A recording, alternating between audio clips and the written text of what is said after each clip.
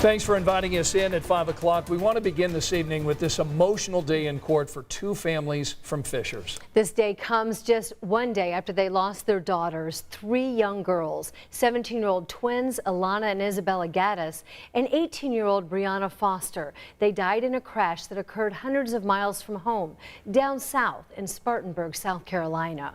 Prosecutors today say the teens were on a beach trip before the school year started, but they never made it. That's because a Hummer going the wrong direction on the interstate hit their car head on.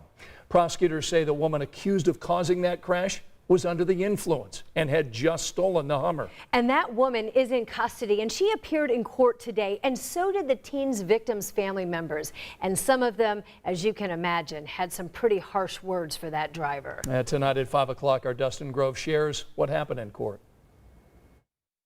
They were the brightest, most loving, perfect, joys of light.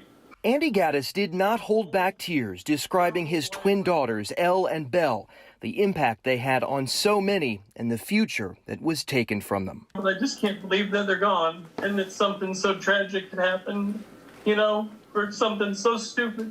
You've got felony DUI resulting in death. He spoke in a virtual courtroom Tuesday where the woman blamed for their deaths appeared before a magistrate for the first time.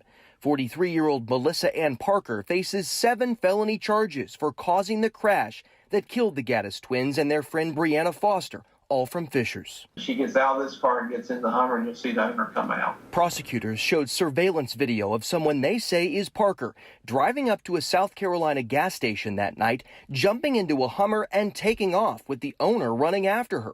Investigators say Parker then drove onto the interstate in the wrong direction, where she crashed head-on into the girls at 70 miles an hour. I've worked a lot of cases. I know Your Honor knows that.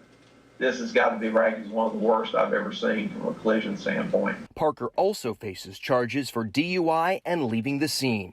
Difficult words to hear and heartbreaking pictures to see as the prosecutor showed the scene from that night. Parker stood silent as the young women's families asked a judge for justice. They did not deserve this. They had their whole lives. I had it. The magistrate ended up not setting bond, which means Parker will stay in jail behind bars for now. Scott and Marie, there was one other person in the car who survived. We're going to hear from her what she had to say to that magistrate and in the courtroom. That's coming up at 6. This is very tough for all of us to hear because it's a rare thing that we get to hear and see this raw emotion in court. Yeah, really gut-wrenching is the word so many people use to describe it. And to be honest, we talked about how much of this to show when people are grieving and in their most vulnerable moments. But we decided to show this because this person is accused of driving under the influence. Right. And this is the impact. All right. Dustin Grove, thanks. Yep. So tough. The Fishers community right now wants to help. They're doing what they can to speak out and show some support. This morning, Jack's Donuts there offered to donate 100% of its profits to the families, and that ended up being $6,000, and they ran out of product. They would have raised even more if they had been able to keep up with the demand.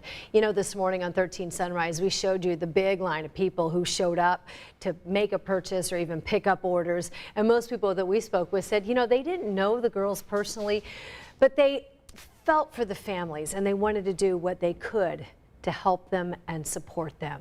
And if you too feel that way and you would like to help, we did some research today and we found that there are 2 official GoFundMe accounts that have been set up to support the families.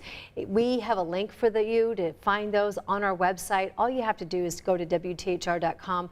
We also have a link at the WTHR News app.